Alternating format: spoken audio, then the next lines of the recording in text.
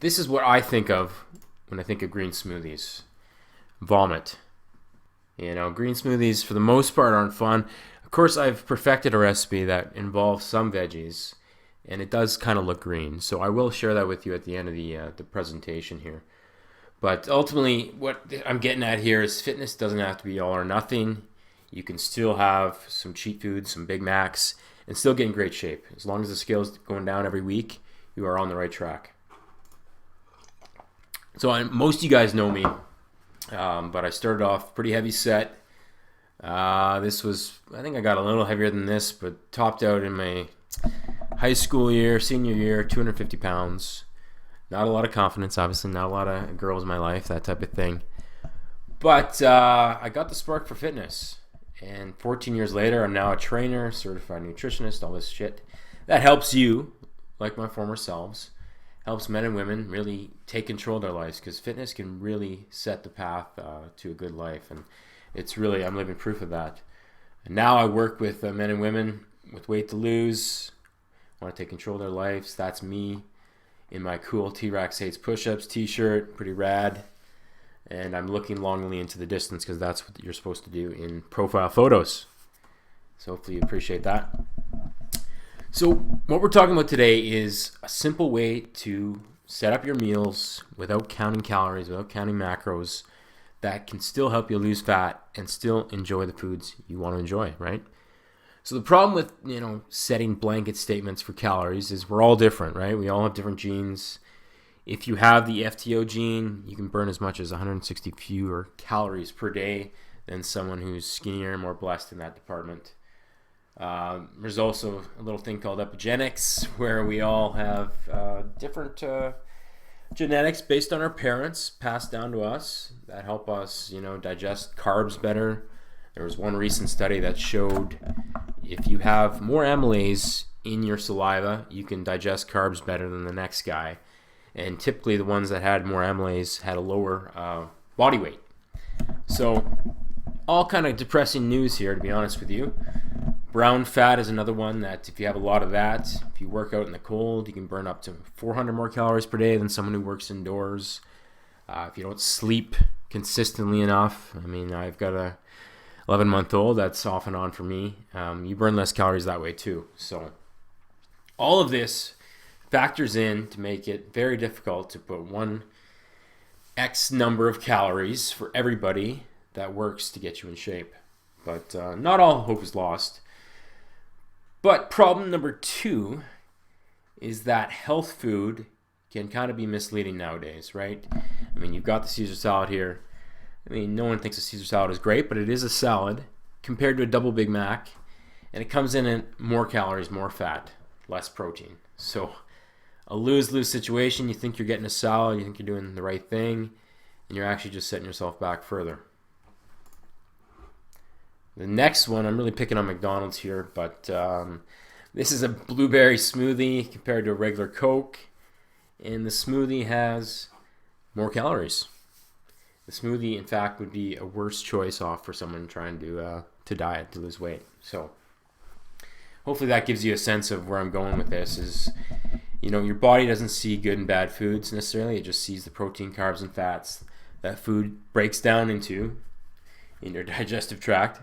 And ultimately, calories in, calories out is a big thing. So another option here, nuts can be very nutrient dense. They're 9 grams of 9 calories per gram of fat, whereas carbs and protein are 4 grams per gram.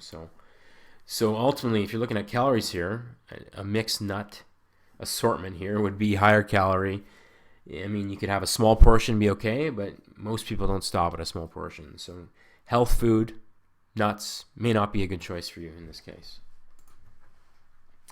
So is calorie counting the answer, right? This is where you see the fitness pros, Tupperwareing their meals for, in this case, there's a meal for every hour of the day, apparently. But is this the answer? Yes, in a way, this would work. If you were able to measure your foods, you had the time to prep food like this, then absolutely it would work. So if you were willing to go this route, this would guarantee you be in a calorie deficit. You multiply your body weight by 12 and then 15, and that's your range for the day to put you in a deficit. So that's why there is a range, because no one's exactly the same, but just make sure your high activity days are higher calorie, and if it's a day you just sit on the couch watching Netflix, lower calorie, right? And then the main key here is keeping your protein intake pretty high. So typically that's 1 gram per pound of body weight. And then the rest of your calories come from carbs and fats. You could do this. You could use MyFitnessPal or another tracking device and punch in all the food you eat during the day to make sure you're in that range. This works for some people who are really analytical, but most of us have lives that make it very difficult to keep track of this over the long term. So there is an alternative, and it essentially was set up by Precision Nutrition. I've taken their nutrition certification course, and this is one of the keys for the average Joe person that works for pretty much everybody. You portion by hand size. It puts you in a small calorie deficit. Eventually, you're going to have to get more aggressive with your calories when your weight hits a plateau, but for the first 4 weeks, 6 weeks, this works just fine. So the solution, because this was about Big Macs after all, 500 and some calories in a Big Mac. You could have realistically a Big Mac every day, as long as your calorie intake is below your basic metabolic rate. You will lose weight. There was a professor that went on a Twinkie diet, ate nothing but Twinkies for 21 days, lost a bunch of weight, and he actually didn't have any worse blood work off than he had started with. He actually improved in a few areas, triglycerides and so forth. So calorie deficit is the key. Very hard to determine that unless you are using this hand portion guide that I'm going to show you right now. So for men, for women, you may be a little bit less, but we're talking 2 palms of protein per meal, typically 3-4 meals a day. So you would start with filling up half your plate with protein, like this. And in the program at the end, I'll send you a recommended foods list. Gives you a long list of all sorts of options for you there. So you start with 2 palms of protein, 2 cupped hands per meal of carbs. I usually prefer starchy carbs. Fruit tends to not fill you up as much. It's easy to overeat, but visually it gives you a good representation here. 2 cupped hands, probably 1 cup to hand for most women starting off. That could be potato, that could be rice, potentially toast, or like I said, a Big Mac potentially. You have to watch that, obviously. You can overdo it with that one, but it is an option. Then you're going to fill up on veggies. So 2 fists per meal of veggies is the other half of the plate here. And what veggies are good for is obviously the nutrition, but also that feeling of fullness that you get from a lot of fiber that comes with it. So, realistically, you're not going to have veggies with every meal, but I highly stress that you get it in a few times a day. Get some nutrition, but also get that feeling of fullness. You're less likely to binge or hit the drive-thru on the way home.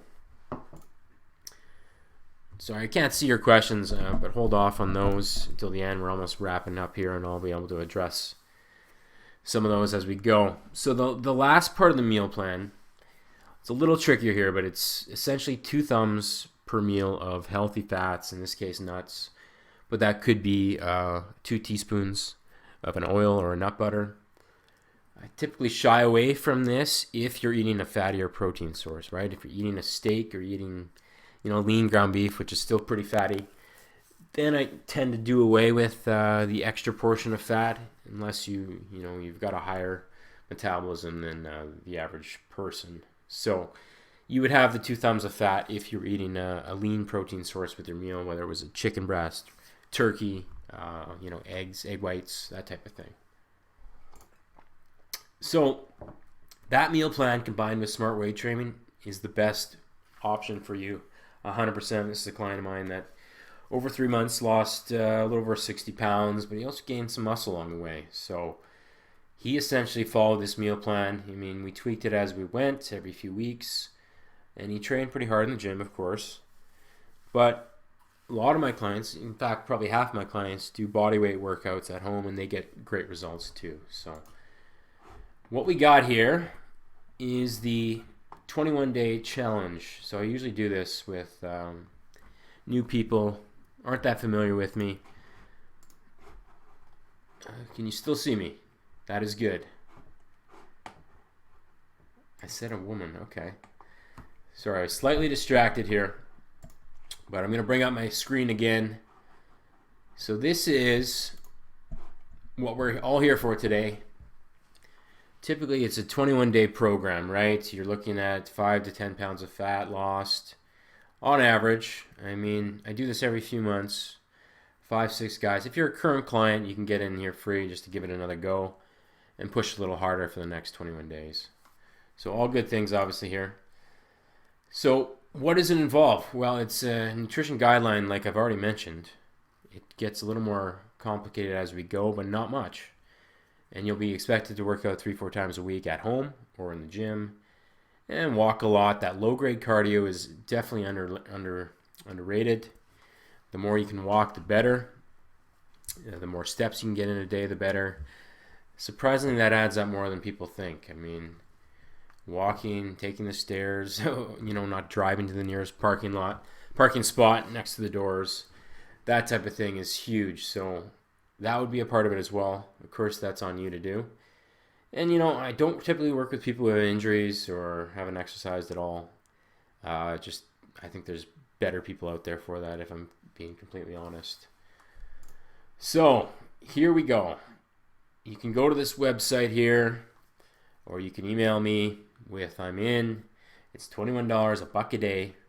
Pretty much a no-brainer. I promise you this will be worth it many times over. So if you're a current client, hit me by email. I send you all the details there free. But if you haven't worked with me before, $21 gets you in. And I'm throwing in a few bonuses tonight as well. A few products I put out before. Obviously, testosterone is important for men, but also for women.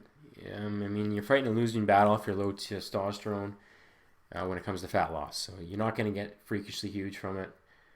But I give you my, step-by-step guide for boosting that area. Some things you can do in the gym, intensity techniques, 8 of those that are really high value, really lead to, taking the next step in the gym. So that's nice. And then 5 fat loss tricks you've never heard about. 1, I'll give it right away here, is to get in the sauna 3 times a week for up to 15-20 minutes. There is a ton of research behind sauna and steam room use for weight loss. It's mostly involved in improving insulin sensitivity so that you better absorb the foods that you eat. But pretty interesting research. And hey, who doesn't want to sit in a sauna? That's a win-win for everybody, I think. So you can go to that link. Of course, if you have questions, hit me up. I've got one email here from a guy that looks like he's in, so that's good. So you can either email me or hit that address up. I'm going to shut her down here pretty soon, but if you have any questions, hit them in the side. I can do sauna easily. Yeah, that's a good thing. Most can. All right, I'm going to start answering a few people.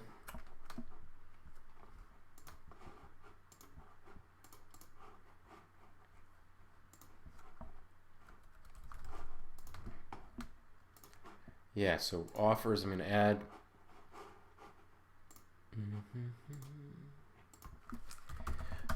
Under the offers tab, I'll add in the link there that you can go to for more information. I think that should be good.